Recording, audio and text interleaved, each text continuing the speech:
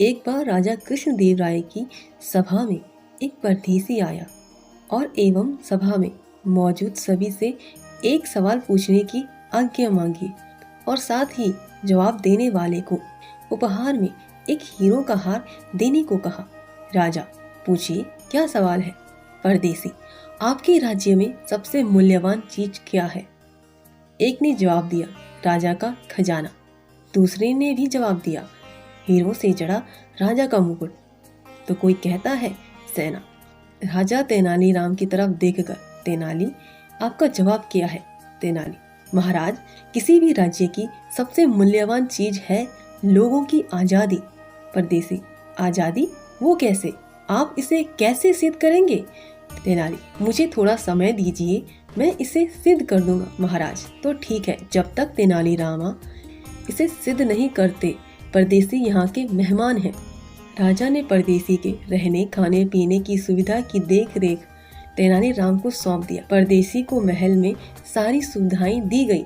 शाही भोजन, नृत्य और संगीत आदि सुविधाओं से परदेसी महल में काफी खुश था। एक दिन उसका मन नदी किनारे टहलने को हुआ। जब वह अपने कक्ष से बाहर निकलता है तो द्वारपाल उसका रास्ता रोक लेते हैं और कहते हैं, क्षमा करें महाशय, आपको बाहर जाने की अनुमति नहीं है। परदेसी को लगा यह सब मेरी सुरक्षा के लिए है और वापस अपने कक्ष में चला गया। लेकिन यह रोकथाम परदेसी के साथ प्रतिदिन होने लगी, किंतु महल के अंदर सुविधाओं में उसे कोई कमी नहीं आने दी। वह महल के अंदर कैद हो गया था, जिस कारण सभी सुविधाएं उसे फीकी लगने लगी। 10 दिन के बाद सभा फिर लगी। तेनाली ने महाराज से परदेसी को सभा में बुलाने की आज्ञा मांगी। राजा परदेसी से, क्या आपको महल की सुख सुविधाएं अच्छी लगी? परदेसी, महाराज, सुविधाएं तो भरपूर थी, किंतु मैं निरंतर उनका लुत्फ न उठा सका। मुझे बाहर घूमने फिरने की सुविधा नहीं दी गई। मुझे ऐसा प्रतीत हुआ मानो किसी ने मेरी आजादी मुझसे छीन ली हो। तो क्योंकि महाराज ने परदेसी की देखभाल का जिम्मा तेनालीराम को दिया था, तो वे तेनाली पर बहुत गुस्सा हुए।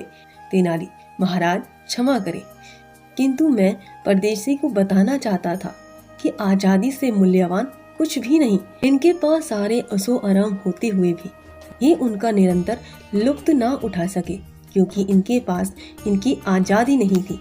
परदेसी को अपने सवाल पर जवाब मिल चुका था। उसने खुश होकर तेनालीराम को हीरो का हार उपहार में दिया। राजा कृष्णदेव राय और सभा में मौजूद सभी ने तेनाली की चतुराई पर तालियां बजाने लगे। दोस्तों, हमें इस कहानी से यह शिक्षा मिलती है कि आज़ादी एक ऐसा मूल्यवान शब्द है जो हमारी अंधेरी दुनिया में एक प्रकाश का उजाला लेकर आता है। धन्यवाद दोस्तों, आशा है आपको यह कहानी पसंद आई हो।